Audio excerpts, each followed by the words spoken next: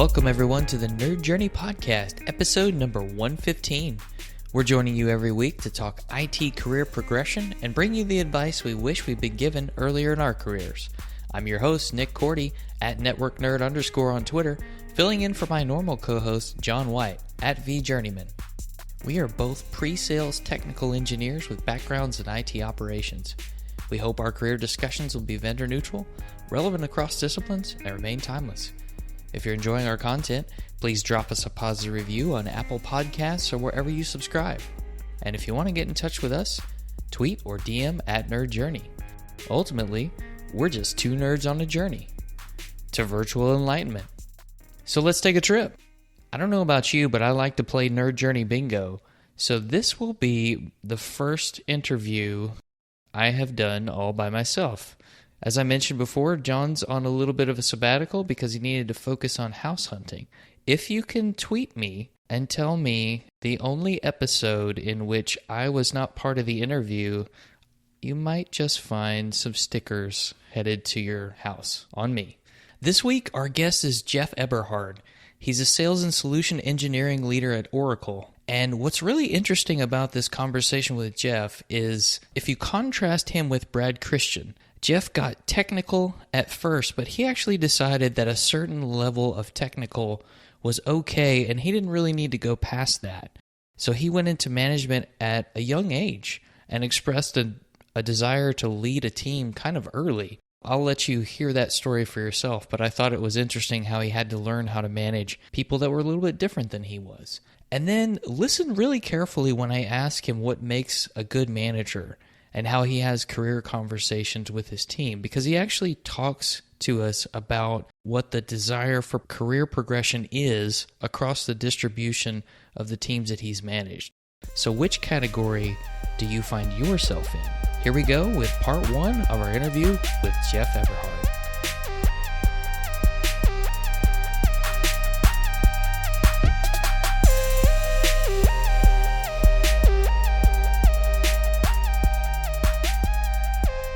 Jeff Eberhard, thanks for joining us on the Nerd Journey Podcast.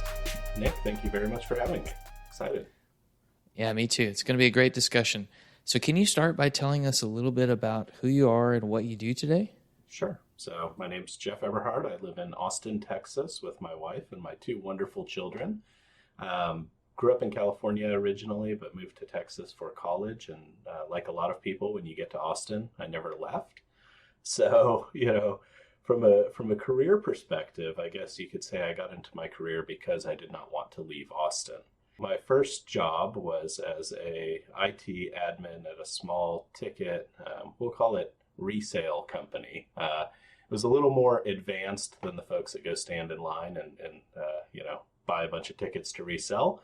We had an online system that used hundreds of hosts to go visit our friend Ticketmaster and purchase tickets on their behalf. And so part of my job was racking and stacking, scripting, doing a lot of fun stuff with proxies back in the day, and ensuring that we looked like we were coming from different places. That turned out to be a very fun job, but I thought it might be a little more interesting long-term to be in an industry where I might have a longer path. And so being in Austin, Dell Computers, obviously large employer here, big company for technology, I ended up getting a job there selling mice and mouse pads and extra monitors. And, so if you bought a computer, I would be the person who called you a few days later and said, Nick, did you forget anything? And, while that was fun, I was looking at my peers in the enterprise sales group who were selling servers and storage and networking. I was like, I don't know what that is, so I'm going to go learn that. And so, I knew obviously a little bit from my first job, but went and started studying for that, became what they called a technical sales rep, which was effectively just a salesperson, but for the server storage and networking stuff. And did that for 6 or 7 years, got a role over at Hewlett Packard selling storage. In the meantime, I also moved over to Ireland for a little bit with Dell. So got to sell servers and storage to the UK and Ireland, which was really kind of fun. And then after HP, I got my dream job at VMware. And I had applied at VMware about 7 times while I was a TSR and solutions consultant at Dell. And I was never smart enough, I guess, was generally the feedback, like, hey, Jeff, that's really cool that you want to come over. And I was trying to come over as a sales rep, never mind a solution engineer or anything like that. And finally, on my 7th try, it was my lucky try, and ended up getting a role within the SE organization. By that point, I must have learned enough about VMware to have them take me seriously.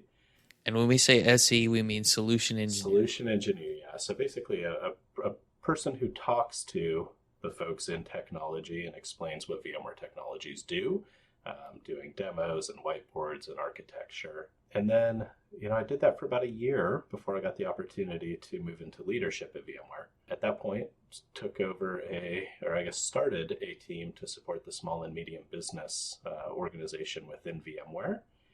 And that grew over the next 9 years. I've supported the larger commercial business, parts of our enterprise group, public sector, and then I moved into the cloud. So VMware has a cloud offering in partnership with AWS. And, you can see technology industry-wise, a lot of people are moving to the cloud. And I said, okay, I kind of want to try that out. And that was an awesome opportunity, especially getting to work with my peers over at Amazon and understanding how one big company can work with another big company and all the good and the bad that can come with that. Lucky enough for me, that translated into a new role, the job that I have today. I'm working at Oracle on Oracle's VMware Cloud. So I lead the sales and solution engineering organizations for Oracle's cloud offering. And I've been doing that now for about 8 months. So that's a somewhat abbreviated history of my life. Yeah, that's good. So I want to go back to the beginning. Sure. What made you go from hands-on technology into full-on tech sales? Why you do that to yourself? Honestly, it was the hours and the money. So I had a very interesting schedule because a lot of they were called on sales. And on sales would start, depending on the time zone, at 6 to 8 a.m. And we had to ensure that the servers and everything were working for those on sales. And so I was basically doing night shift for $12 an hour as a technologist. And I said, it was fun, honestly. You're in your early 20s. It really isn't too big of a deal because you get off work and go have fun with your friends. But it was getting to be a bit much. And I had a couple of friends who had started at Dell and they were making $14 an hour. And they got to work day shift. So I'm like, whoa, I can work during the day and make $2 more an hour. This is an opportunity. That's what honestly caused me to make the shift. I loved the technology portion of it. I was actually becoming a fairly good scripter. Like I was getting smart. But when you're 21 and want money, you go where it is. Now, did you have any hesitation about stepping away from the keyboard? Not being as hands-on. It's not to say you couldn't do some hands-on work, but it wouldn't be exactly the same as fielding tickets for end users at your company. Right. No, I think there wasn't a whole lot of hesitation there. I've always enjoyed technology. I have a passion for it. You look at the things that I read and everything that I do, and it all tends to be around technology. But I am not generally the person who will sit in a lab for 8 hours trying to break something and rebuild it and break it and rebuild it.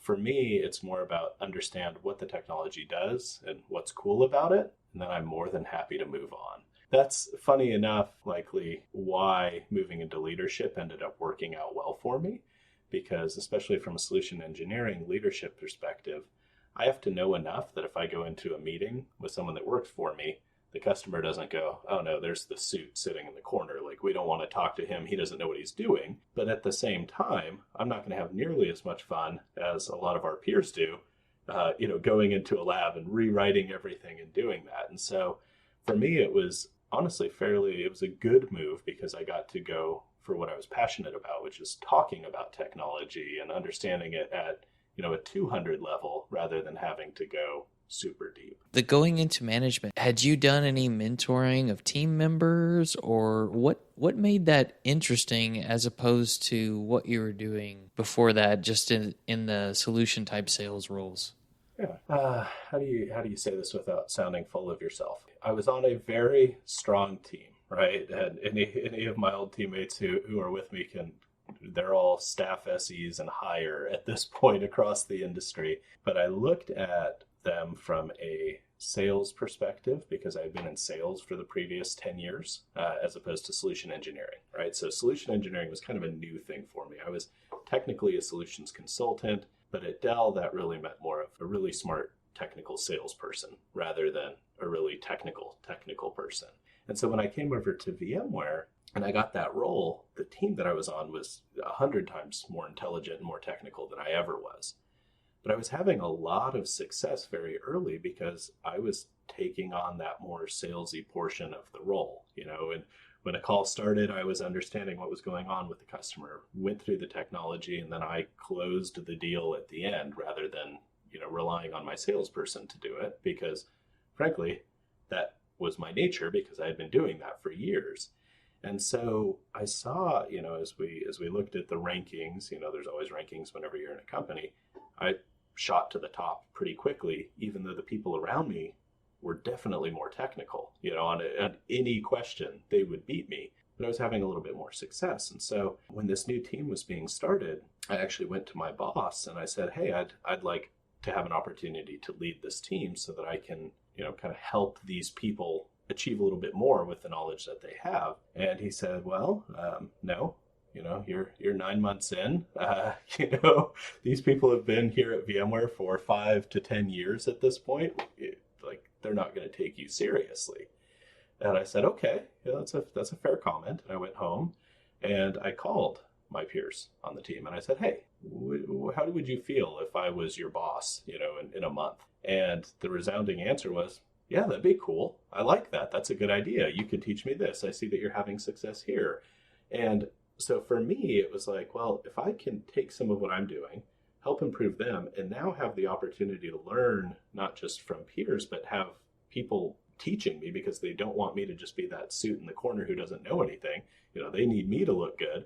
I might be able to have a little bit more success. And so I went back to my boss and said, actually, I really do want to go for this. And I have the team's support that I'll be leading. We went through the process and I was lucky enough to get that job. So, I started in April and I got promoted to manager in January. It was a very quick move. And I think it was because the team that I was working with realized that I could help build them up a bit. And I knew they could help build me up because when it came head to head, I was never going to beat them in technology. So it was like, well, the Peter principle, I got to move up a little bit more so I can fail at that level before I fail a little bit lower. That's how that happened. So you basically told your boss that you wanted to take his job. Ideally, that would have been the end result. Funny enough, he retired just a couple of months ago, and I had already left VMware for my role at Oracle, so I never got the opportunity to take his job. So maybe that's a small regret over time. Yeah, I have to imagine it has to be a mixed feeling when I'm not a manager, right? But when one of your direct reports comes to you and says, yeah, I want to do your job, and I think I can do it really great. Does that give some kind of threatening feeling to the person in that role? Should someone else maybe having that same desire, Jeff, would you caution them on doing the same thing, or what would your advice be there? No, I wouldn't caution them. I mean, I guess it always depends who's your leader, right? If you have a leader that's going to be threatened by that, maybe figure out a better way to do it. But any good leader, so if you're working for someone that you admire and want to be like, I've had many of the folks on my team tell me that over the years, and my goal is to get them into those types of positions. If you have someone that has the drive and the interest to move into leadership, frankly, it makes your job easier because what can you do? You could say, great, you want to do this? Here's a few tasks that I don't like doing that you would have to do in a leadership position. Take them on. Tell me what you think about it. How is that going to help you? Well, as the person interested in the job, your boss is going to give you the things that they don't like. And if you still like those things, man, this might be actually a role for you. But back to your initial question, I would never hesitate to do it. Now, maybe I was a little dumb and young. I was, what was I, 28? So I'm like, I'm 28. I'm awesome. I can go do this. And, that might not work every time. But also, in your career, if you don't take chances and ask for things, you're not going to get the things that you want. And I'd much rather ask and be told, nah, that's never going to happen, and then come back and say, no, I really want it, and get another, nah, that's never going to happen, and give up on myself and never achieve it. That's a really good story about how you went and talked to the team and kind of politely proved the boss wrong that you could do it. And honestly, it was not an immediate success thing as anything is. You look at my point in my career and where the peers were that I ended up leading. Like I said, most of them had been at VMware for half a decade or a decade and had been in their careers. One of the people that ended up working for me was about 40 years older than me.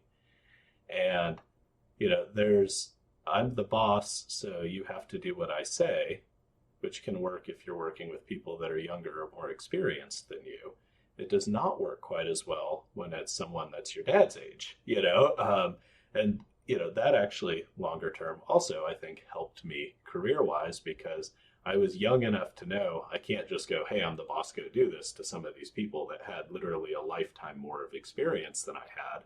And so it caused me to have to stop and say, well, how do I impact? How do I influence? How do I lead someone that has been doing this since before I was born? And that can be difficult depending on the people's personalities and your personality. But in the end, if you get the opportunities to try that, you'll learn what works and what doesn't work. And as long as you've started to try and build a good relationship and rapport with those people, they'll tell you when you're being stupid. It's going to be a straight up, Jeff, that's a bad idea. You do not want to say that to me. Okay, cool. Let's walk through how we can make this happen then. Do you think there's a general hesitation being managed by someone who is younger, just in general? I guess I would say in general, I don't think people will have a problem, or I haven't had people have a problem with it as long as they thought that I was competent. I have had a few folks work for me that I know day one did not trust me, did not understand me, didn't know me. And so that makes it hard. You see someone that's 15, 20 years younger than you, and now they're your boss. So what I've done in those kind of cases is realize that I'm not going to get immediate success there, but try and build consensus amongst the teammates who are willing to say, oh, okay, yeah, he's my boss. We'll talk to him. And then use that to have them influence the folks who are like, hey, I could be your mom or dad. And that has worked, because that initial thought process from them is, this guy's so much younger than me, can't possibly understand what we're doing, how we're doing it, the things that I know. A lot of the time, you do something for a decade, you don't want to change the way that you're doing it. And someone new and excited comes in and recommend something that you tried 5 years ago that completely failed, you're going to be like, that failed, we're never doing that. But some of that is on the person that's working for you as well, to realize, hey, it's been 5 years. Maybe that failed 5 years ago. That doesn't mean it's going to fail today. And so it's a bit of a two-way street, but if you can build consensus among the folks that are willing to work with you, eventually I've seen success in having those other folks want to work with me and make everything better. A little bit of positive peer pressure there. Ideally, yes. That's a great way to think about it. Now, how does this come out in the hiring process? If you're looking to hire somebody that's older than you, are you able to snuff that out pretty quickly and determine if they're going to be a good fit? I've been lucky in that the hiring that I've done has been at, VMware, Oracle. Most applicants, most candidates, I think, come in knowing, these are good companies. Like, they're not easy to get into. They're especially not easy to get into leadership within these kinds of organizations. And so I haven't had anyone during the hiring process be like, who are you, kid? Because I think they realize, like, hey, if he's got this role, he must have something. And so actually, I think it makes it a little bit easier from a hiring perspective externally. You automatically have that kind of level of gravitas because you're there. Where I mentioned earlier where I ran into some issues in the past with folks that were, more experienced than I was internal moves. So as you know, at a company, people, suddenly here you have 4 people, and if you're one of those people, you're like, suddenly I have a new boss and I don't know why, and I don't know who this person is from, Jack. That's where I ran into him. But from an external hiring process, it's always been pretty smooth. And has the shoe ever been on the other foot where you've had to work for someone you perceive might be less experienced? I think I would definitely not say less experienced. I'm pretty sure my current boss is many years younger than I am.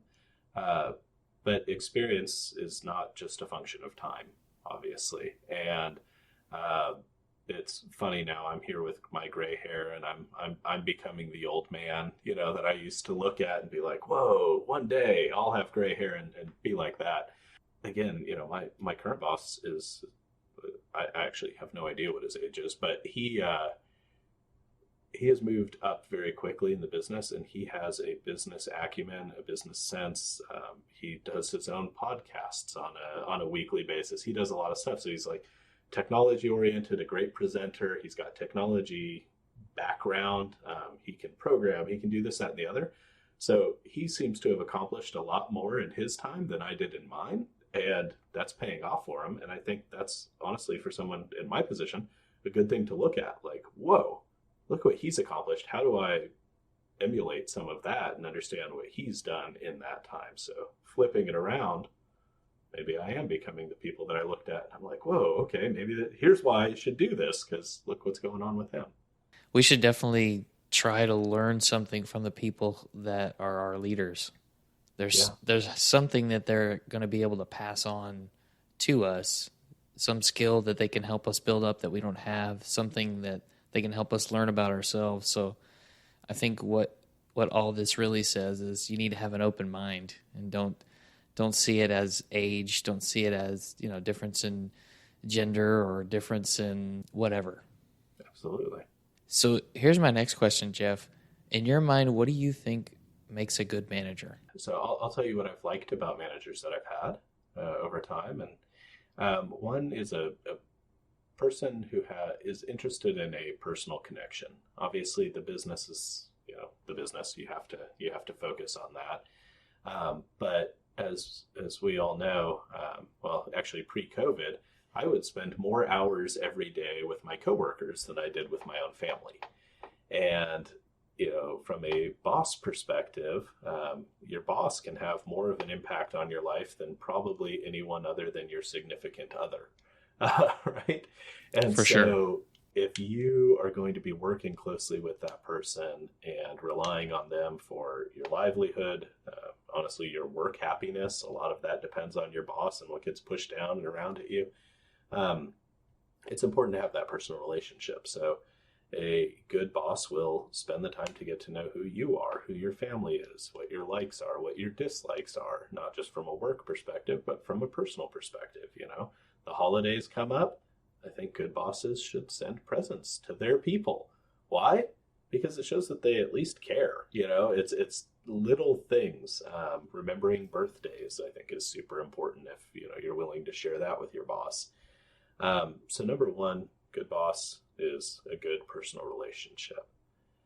Number two, from a good boss perspective, is realizing that folks have their own skills, and some of their skills may be super useful and other skills need to be worked on to be useful for your area. And they tell you in leadership training, it's like, give 5 huzzahs for every no kind of thing. And I don't really believe in that sort of leadership, because that becomes very obvious if you start sandwiching good jobs with you're horrible at this. But if you can help people who are working for you, and the bosses that I've had, really push the things that I'm good at, I help my folks push the things that they're good at, and then occasionally give them the opportunity to improve themselves on the things that they're bad at or not so good at.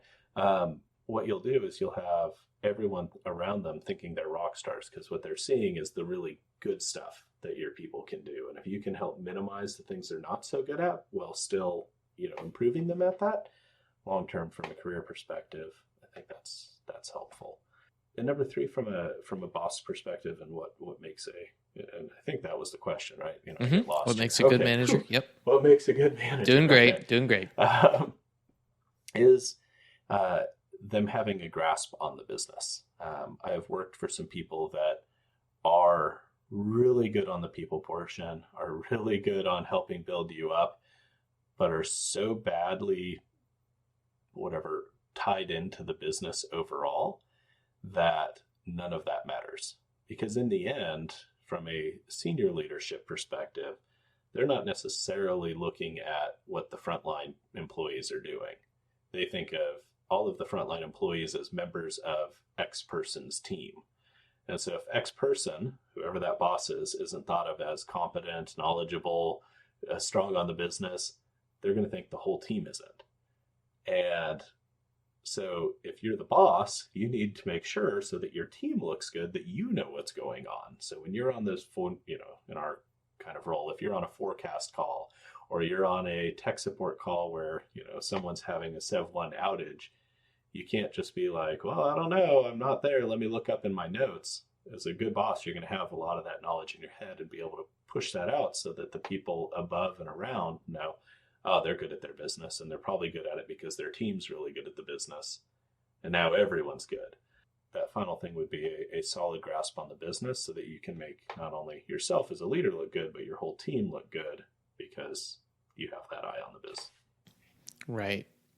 So there is some benefit to making the boss look good. Yeah, absolutely. Absolutely. It makes you look good.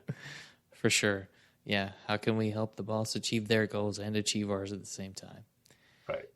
In that same light, at previous companies, I hadn't had a lot of career conversations with managers. I see that a little more frequent, in my current role. How have you approached that with your employees over the years, and level of importance and that kind of thing? I think career conversations are an interesting thing. So, a lot of my experience, there are some folks in their career where they are happy where they are. And so if you hit as a leader, if you hit an employee that is just, they're a solid A- player, they're not going over and over and above, but they're doing their job. They're doing it solidly. They show up, they execute, they go home. For them, I think, as a leader, when you first join that team, or they first join your team, find out if that's where they are. And if you're one of those folks that's in that part of your career, that should be okay. I mean, I know some companies are always pushing, hey, we got to get our next promotion, our next raise, we got to do this, that, or the other. Otherwise, what's going on? But some of the favorite people that I've ever had working for me are the ones that are perfectly content to be exactly where they are. Again, it doesn't mean that they're being lazy. It doesn't mean they're not doing their job, but they don't necessarily want to take on that next new position that's going to require 5-day-a-week travel, because they're happy. Or they don't necessarily need or want a raise. Frankly, in our line of business, people make enough money a lot of the time that they can live happily. So taking on extra stress and other things like that aren't nearly as important as maintaining a good work-life balance. But that's obviously hopefully, we'll call it a third to a quarter of a team should be in that place, your solid players. Another quarter of your team are the ones that are high flyers or expecting to be high flyers. They've got high potential. They've got a really great work ethic.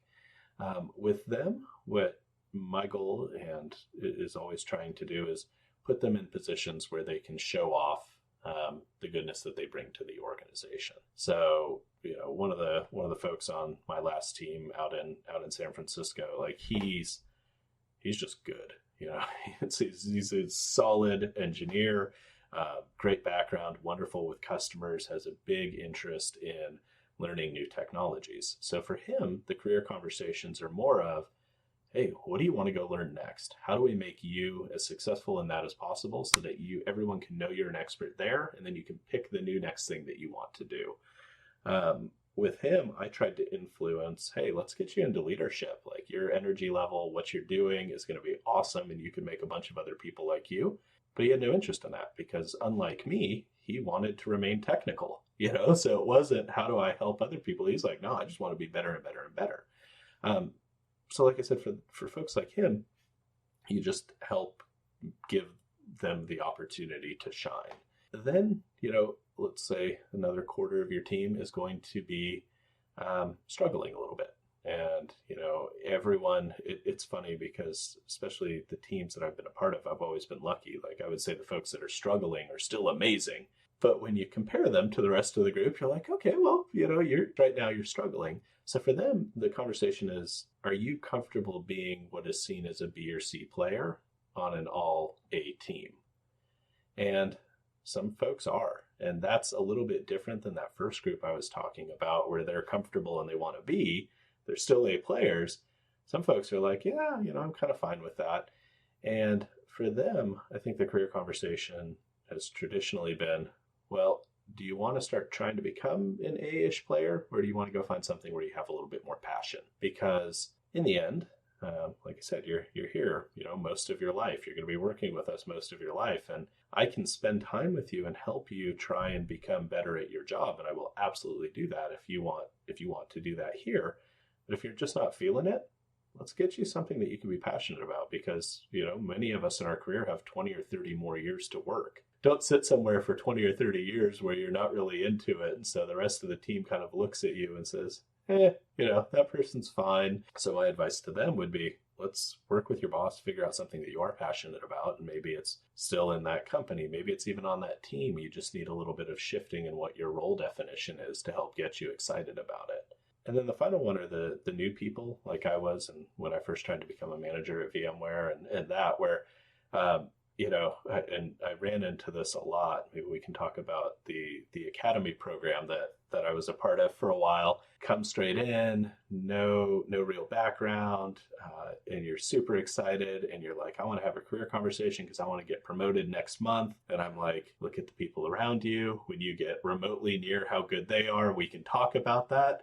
But the key for them is not shooting them down, right? Because if you truly just say, look, you're a month old, nothing's ever going to happen, then they'll just be kind of depressed and not want to work towards anything because they know, well, I better just sit here for 2 years before I ever have an opportunity. So for them, I think the key thing is hooking them up with a mentor in that solid, the solid group that's not trying to change their role.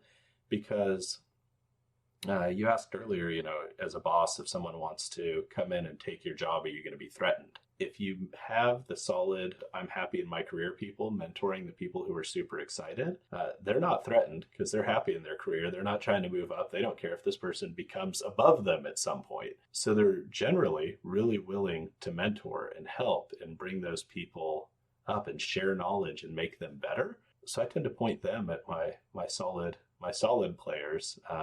The high flyers are always off doing something else, and so they're hard, not always, but frequently it's hard to get them to mentor. But those solid A- players, they're gonna mentor the heck out of those excited new people, and you're gonna see a lot of benefit out of that.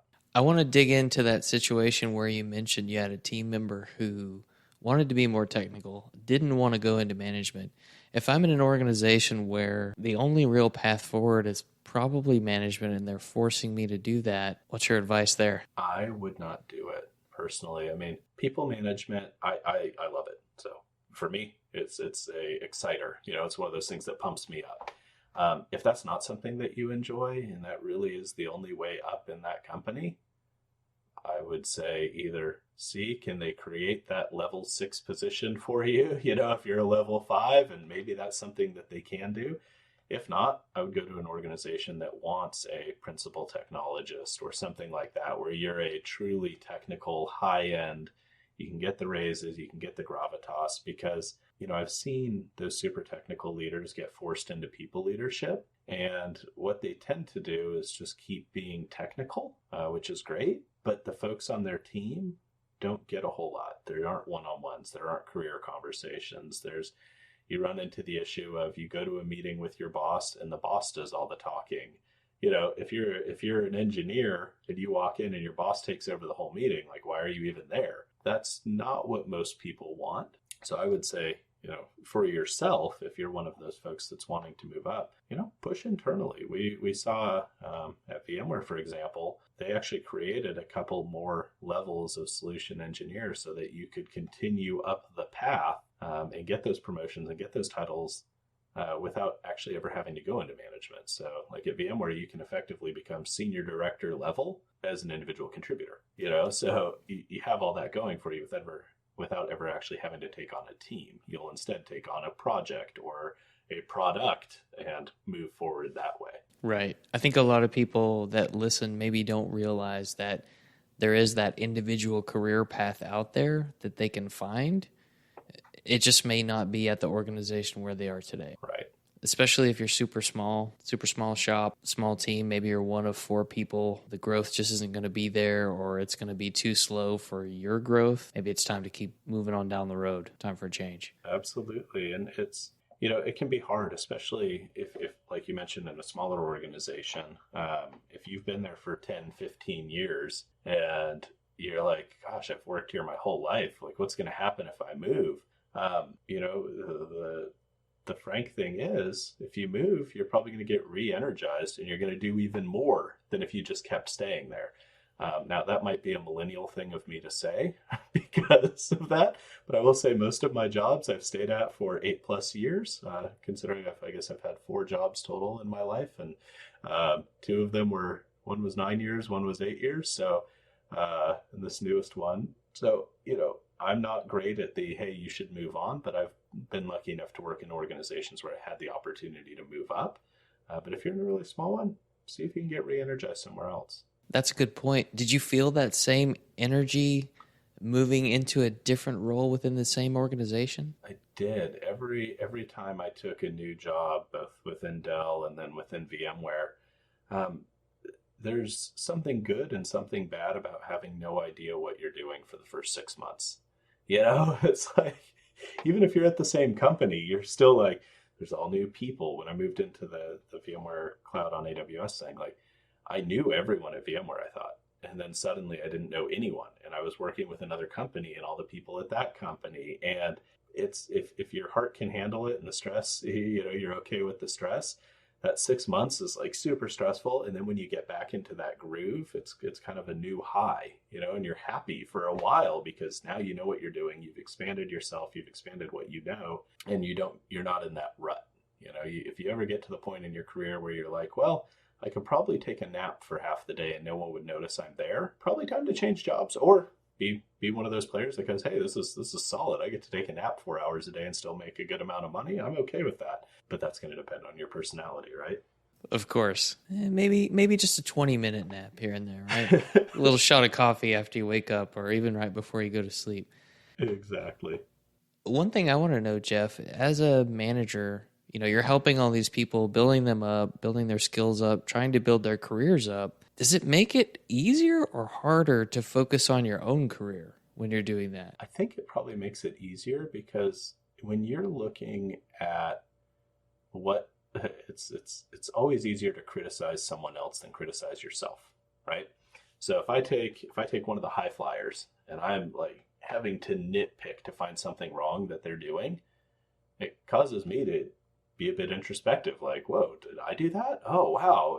And so you start seeing things that you're doing that you probably shouldn't be doing because you're trying to nitpick and find something to help them get better. Or if you're watching the high flyers, you're seeing things that you've never even thought of doing that they're doing. And you're like, whoa, if I pick up this strategy, if I pick up this way of, I learned from one of the folks on my team, a new time management method, like that was huge for me. And I would have never done that if I wasn't like, well, how can we improve your time management? And then she went off and figured out a better methodology for time management. And I was like, oh, I'm going to steal that. So I would say that can be helpful for yourself, or for helping, as a leader, you grow yourself. But I'd also say, when you're looking and trying to work with other people, you should also go outside of your organization. And so, I've had team members that wanted to be in a different business unit. Like that was their goal. How do I get from where I am today to where I am, where they are now? Well, I can't do that by myself. I have to have those contacts within that business unit to help connect them and do that. So it forces me to also build more connections within the organization so that I can help them build their connections. And, in any organization, the more people you know, kind of the better things are, right? Because you can simplify your life. And so that has helped me over the years, just being forced to do things because someone will say, hey, I want to be part of this new, Kubernetes business unit. And I'm like, I don't even know what that means. But let me go start talking to people and find out who that is and what's going on there. I think And you spell it suddenly, K8S. yeah, I think that's exactly it. But that forced me, that was actually a conversation. It was Docker, actually, but that was like 4 years ago, and no one was talking containers or anything like that. And one of the members of my team wanted to be on that team. And I'm like, I don't even know what that is. And it was a small incubation portion of VMware at the time. And that helped me build relationships that in the end, I think helped me get my job on the AWS team because some of those people had moved over. So it's an interesting way where helping others can end up helping you. Yeah, you never know when making that connection might be the connection that drives you forward, right? Exactly. Yeah, that's great. You also mentioned the Academy team. Yeah. Can you explain a little bit more about what that is, its purpose? I Sure. don't think a lot of people understand that those programs exist at technology companies. Yeah, so in a lot of technology companies nowadays, they are trying to, I guess you could say, build their own. So rather than just hiring folks that are 5 or 10 years into their career or more into the organization, they're going actually after college seniors or even college juniors for an internship type program. And so the academy at VMware, and Cisco has an academy, Oracle has an academy, Dell even now is doing one.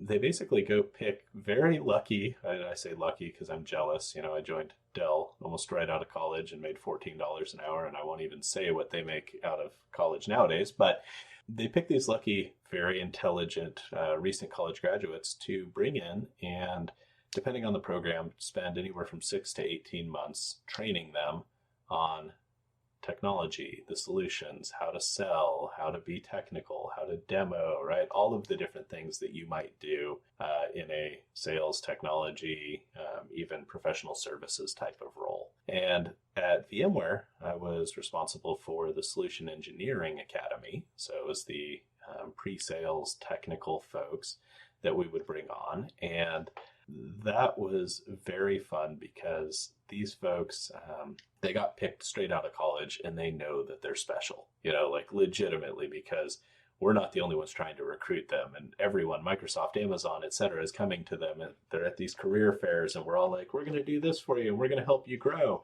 And so when they come on, they're like, yeah, I'm kind of cool. And I know I'm not allowed to curse, so I said I'm kind of cool as opposed to what they actually say when they come on. Of course. With the academy ones, it's fun because they know that they're special. They know that they're coming in to learn a lot. They know that they have an opportunity. In fact, my favorite ones are the ones that know they kind of have an opportunity of a lifetime because they're skipping probably 5 to 10 years of career building and just going straight to, level step 5, whereas everyone else kind of had to work up to that. And then they tell you they want to take your job in the first month, right? They tell you they want to take your job. They're wondering why they haven't gotten a promotion yet. And, they still can't tie their shoes. But you love the passion. And it's not just the passion, but it's also it builds the rest of the team up because everyone that's been on the team for 5 or 10 years is now looking, and it starts off jealous, right? Everyone's just super jealous. Like, oh my God, these people are coming in and they're getting to do my job and I don't even understand, and you don't know what I had to do. I had to work night shift in data centers in the basement for years before I got this. The academy members come in and they're so excited and they're so happy to be there that it's just kind of infectious. And then suddenly everyone's like, well, I want to help the academy people. I want to be a part of this. And they're picking things up and they're teaching us new ways of doing things. Some of the best interviews I've had have been with academy prospective employees. So you have someone who's been in the industry for 15 years and you have someone that doesn't even know what VMware is. You could interview one after the other. And many of the times, the one that didn't even know what VMware was an hour before the interview is better because they have that passion and that excitement and they bring it to you. Now we know in the real world, it takes a little while before they become useful, but they just have that excitement. And so as a boss, if you can try and take some of that excitement and spread that around the team and get everyone else jazzed up, you see the A players do even more. You see the A minus players do even more because they're like, whoa. And then the B players are like, well, this is kind of a choice time I have to make now, because this academy person's going to come in and they're brand new and they're excited and they're working towards it. And, Jeff told me that I need to decide, is this the job I want to do, or do I want to move into a different role? And this person's already beating me and they've been here for 3 months. A lot of the time that gets them ramped up and they start going, okay, I don't want to be beat by a 21-year-old. Like I'm going to do something here. So the academy program is a lot of fun just from the energy perspective. From a business perspective, one of the good things about the academy programs is diversity and inclusion in technology and technology sales is abysmal. It frankly doesn't exist. You look at the different D&I surveys that come out of different companies, and you have ranging from a female perspective in technology or technology sales, it's in the low teens many of the times. From different races, it's the worse in most cases. But the good thing with the academy program is, you're hiring based on schooling and passion and excitement. You're not hiring based on, well, here's the existing pool of candidates that I have, which overwhelmingly are not diverse, right? And Right. so you have an opportunity immediately to just make a choice like, hey, why don't we hire 85% female or 85% not white or whatever? And you get that opportunity to bring people in, and they grow just the way anyone else would, except there traditionally hasn't been an opportunity or chance for them to get into that type of business. And, I think that's probably part of why these technology companies are doing academy programs right now, because it gives you the opportunity to build your own and train your own while also increasing the diversity. And, we had one class where there were 7 women and 1 guy on the team, which is like the exact opposite of any solution engineering team you ever have. It's normally 7 guys and 1 woman. And the dynamic of that team was completely different. And it was interesting, to see, because I was leading, a team that had 13 guys and 2 women on my kind of normal team. And then I had my academy team that was 8 women and 1 guy. And it was funny just seeing the dynamics of the two. And now that team that was 7 women and 1 guy, all of those women have been promoted and they're kicking butt within the organization because they got the opportunity to come in and they got the opportunity to learn. And now, they're just rolling with it.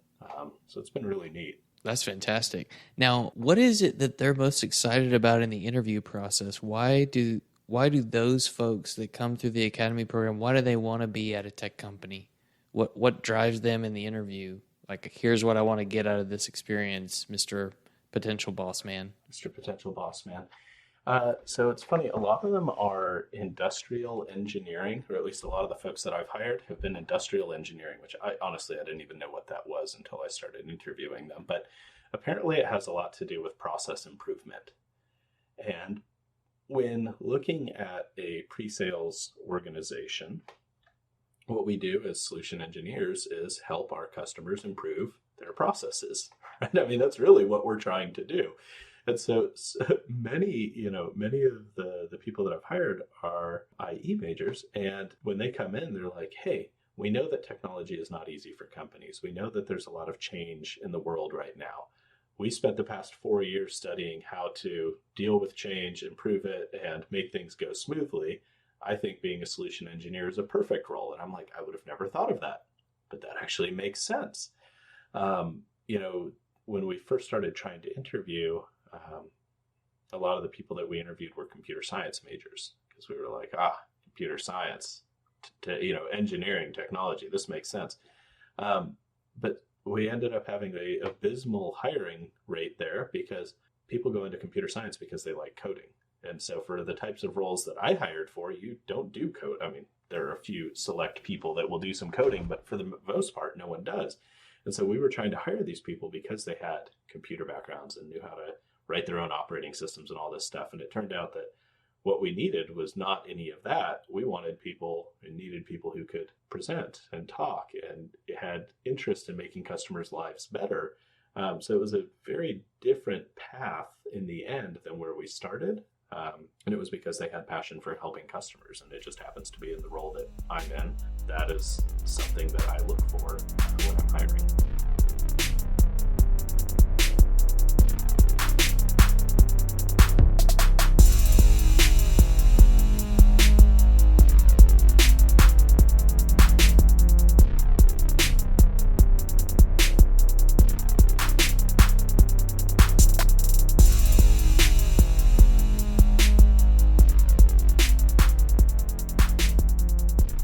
You heard it here, folks. A good manager sends presents to their employees. So if you think that your manager doesn't know that, might be on the fence, needs a hint, send them this episode and tell them that it's been stated so that they know what the expectation is. It's not really a sense of entitlement because the precedent has been set.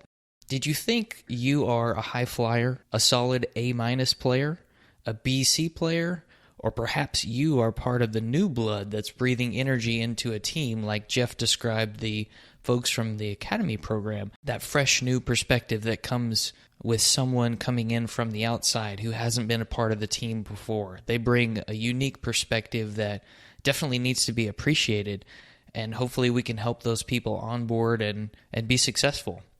I really liked what Jeff said about learning from his team members.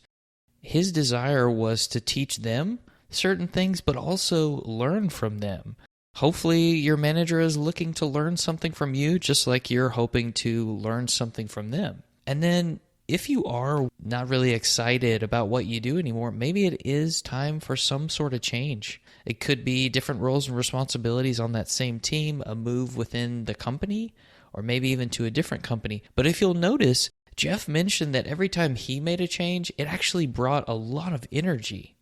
And he was extremely willing to help a member of his team go in whatever direction they really wanted. He was very focused on the person.